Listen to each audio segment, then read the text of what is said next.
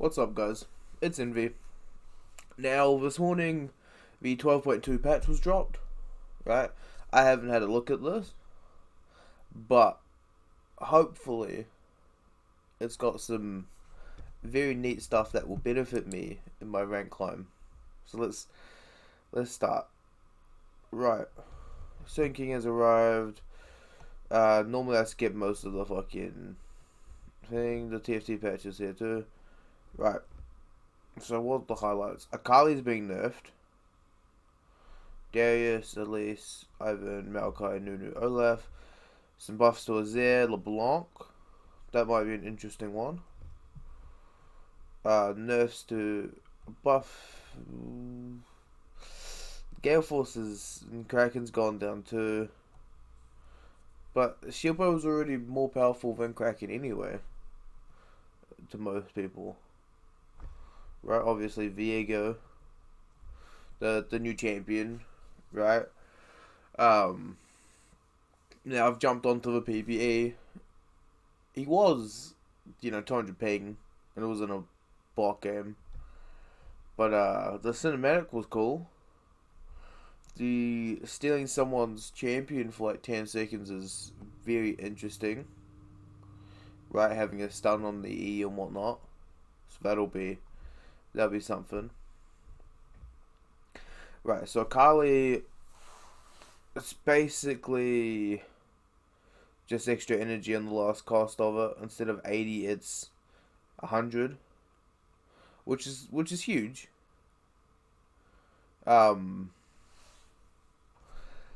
Because pretty much if you're looking to duel around level 6, you'd have level 3. So that's 110 on each Q. Like, that's over half. Even if you pop the W, you get the 2. Yeah, I think this is huge. Azir lost the cooldown on Nash's and to defending his wing. This isn't that big. Because the champion was already being played in Pro. But I do think the extra second late game matters, because then you have the cooldown reduction on top of it. So that'll be interesting. But in terms of like me personally, it's not big because no one plays the champion. And then Caitlyn's attack damage growth, is that 2.6 to 3.3? Because that's 0.7. That's huge in terms of like just base stats. So that's gonna have to be a champion to watch out for. New friend Starbreaker. Yep. Okay, so it's not big, right? This is huge before you get Starbreaker. Even then it's only a little bit. Especially late, 25 damage late game is not the biggest. Now, these Mundo changes, I think this is fucking massive.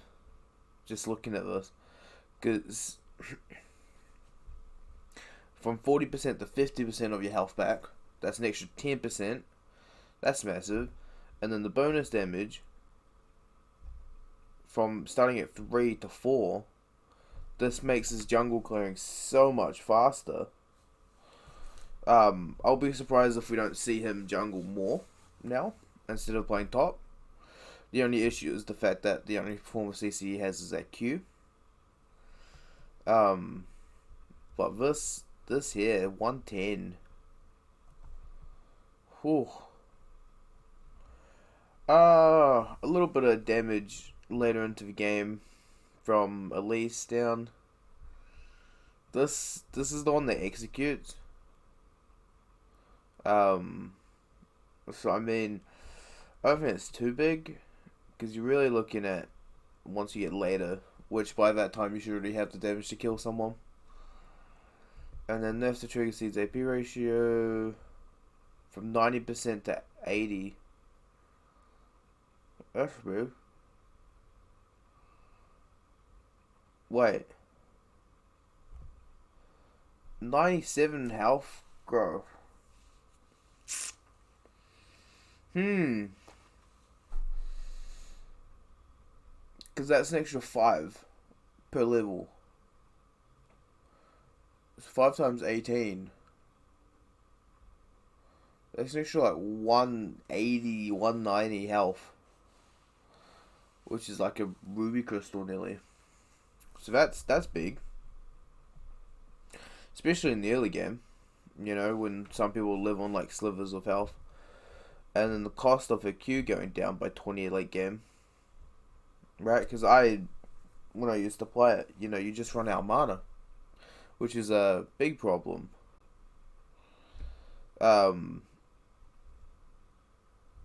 This probably doesn't really change much of the laning phase.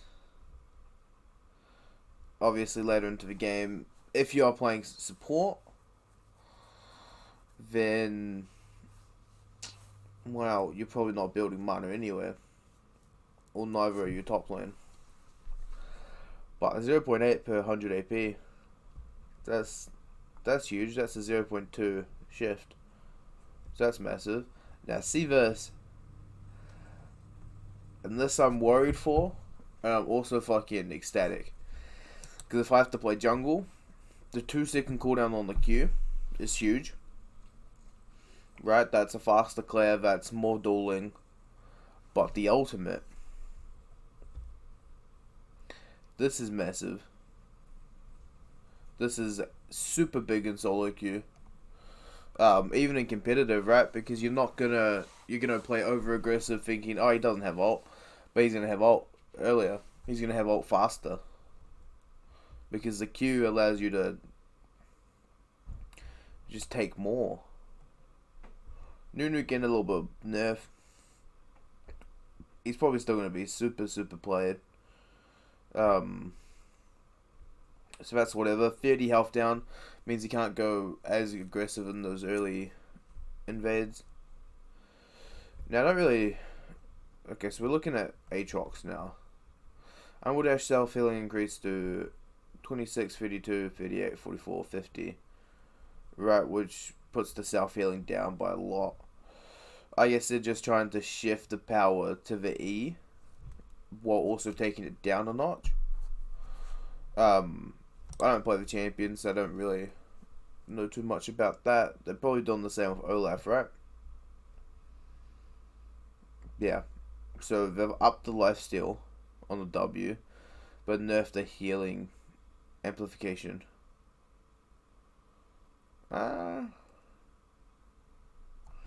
This is gonna be. I think it's good. The life's still going up, but you're also taking away the healing. So Spirit Visage probably becomes more useful now. And then Sinner's buffing Sinner support. Gold for Mist Wraith. Was that 0? 0 to 8. 8 gold. Healing ratio 40 to 50.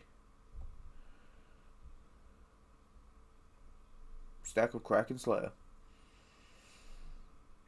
What happens if you don't have Kraken Slayer? Would it still stack it? Probably not.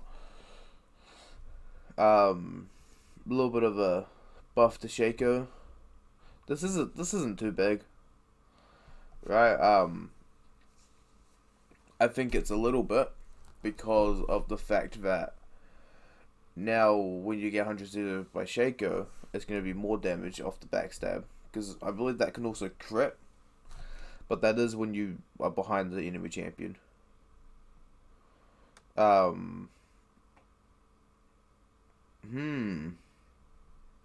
Serac is getting buffed. Even though I've just seen the fucking staff and whatnot that everybody's playing everywhere. So this is probably gonna backfire. I do also think that there's more Grievous wounds in the game now than what there was previously, because Oblivion Orb is only 800. Trundle Q bonus ratio increased, W bonus attack speed. So we got 10%, we got 5%, 5, so it's pretty much going up 5% at all ranks. That's sort of big. Because 5% of 20 is, that might not be like a lot, but 5% of 200 is huge, especially because you could probably get away with the Gore Drinker type build that you see on Olaf or whatnot, or even the supportive build that we were seeing about a year ago. That is still possible. And then Varus is a straight shooter, but he's been behind the curve.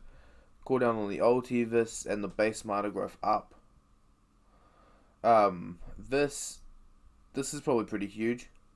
Because you can lock down the enemy AD carry, which allows more often, which allows more ganks, which allows more snowball. This is probably a bigger buff to solo queue than it is to 5s. Because, people aren't going to be expecting the ulti, because the champion's not played that often.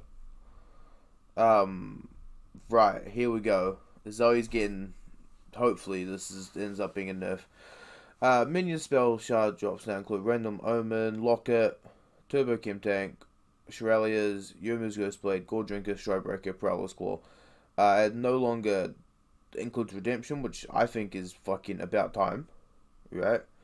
Casting a W with a shadow of an item in an inventory no longer causes the actual item to go on cooldown.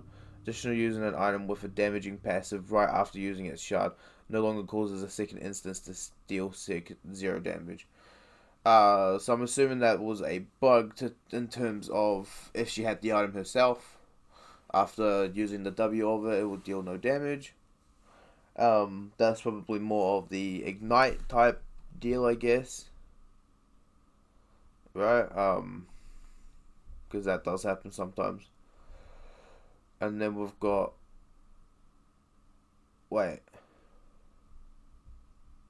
Mana Hungry Champions. If this says 0, I don't think that says 0, but 40% of damage from 40% of mana from damage dealt from Spellblade before damage reduction. I think that's pretty big, right? That's probably going to be a mainstay back on Lucian, even though I think some people were already building it. So that's probably back. And then Gale Form from 60 to 90. This will probably see people going Domination Secondary. Because I think Gale Force is still super broken. The cooldown going fucking an extra third is very, very bad. But with the likes of the Demolition Tree, especially if you are using a champion that goes Halo Blades, because then you could also get away with going not Presence of Mind, the Inspiration one that gives you Summon a Spell plus items. I think it's items. I know it's Summon a Spells. It might not be item cooldown, but there's like cooldowns. But that's gonna be interesting. Rocket Belt. Right, so this is huge. You're going down 20% of movement speed. And plus it's for 3/4 instead of 4/4. Right, so you're losing a quarter of the speed. Well, a quarter of the speed that you have for that time.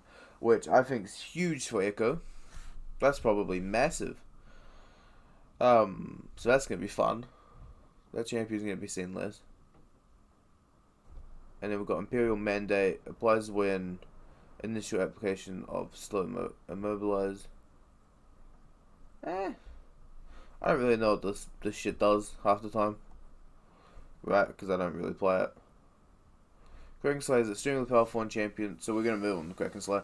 Kraken Slayer is extremely, turns out, on hits. These abilities seem to have hit modifiers for the exact purpose, so Kraken Slayer will now leverage those modifiers on the following champion abilities. Severum Q, right, which I'm assuming is that's the red one. The Death Lotus, and then Urgot W. So what does that mean? That it's now going to leverage. Because at the top of it said that it was being nerfed. But I guess it's just being adjusted for certain champions that do that, I guess. And then we've got Shirelia's 350 to 200. Removed the 5% move speed. Shirelia's now grants 40 AP. An extra like from 50% to 100%. And then the build path. Does this make it cheaper? Nah, it'd be the same price. Right, because Kindle Gem plus Bandle Glass Mirror. I think that's weird.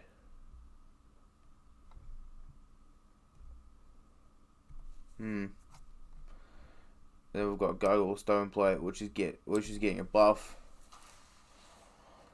Right, so from 3% max 15, it's now gonna be max 25. Oh, that's huge.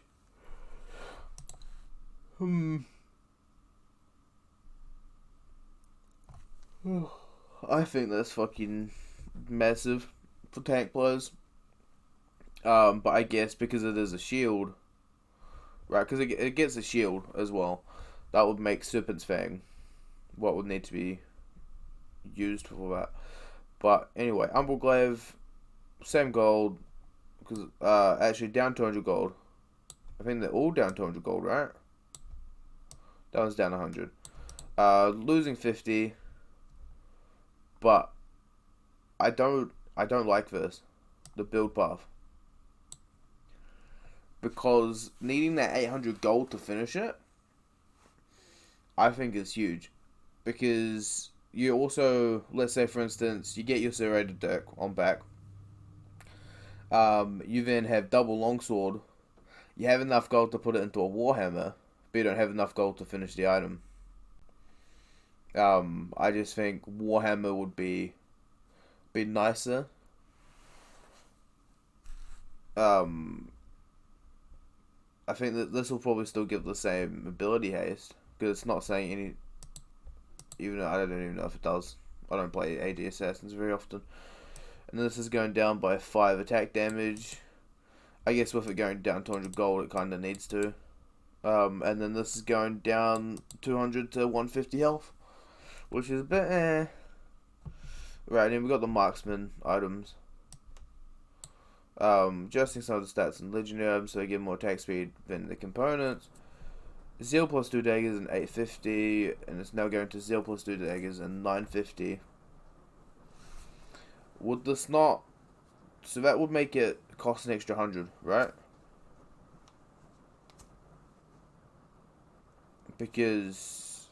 I guess that's okay, because you get an extra 5% attack speed. I'd be okay with that. I think Hurricane sees a lot more play than PD, right? For very good reason. So this is somehow a indirect buff to champions like Kai'Sa, Aphelios. Even though the Kraken Slayer hit Aphelios, right? Shieldbow is still viable. Gale Force is an item, even though Gale Force got hit hard. Right, and then we're going Tank Mythics, Ability Haste. Okay, so they're actually just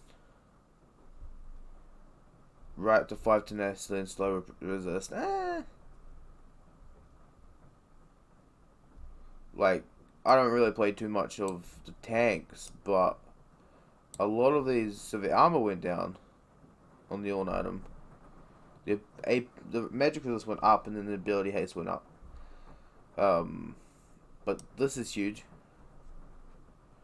The fact that you're losing 25 armor. I know it's 400 gold less, but still, 25 armor. It's massive. And then we've got Chem Tank. I guess it is a Ornn item though. Chem Tank, you're losing a lot of resistances. It is cheaper, once again, by 400 gold. So I guess you get the passive faster. But I just don't know if you can... Losing that much. Right, but I do think the ability haste, because a lot of tanks don't build CDR, right, which is why this was very, very useful. But I guess going into the tenacity now and slow resist. Right, in-game shop updates and bug fixes.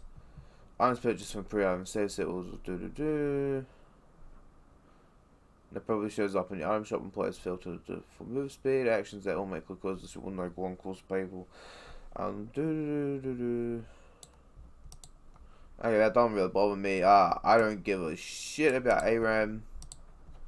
Any bug fixes, eternal progression, no longer cover on reverse in the first single lobby.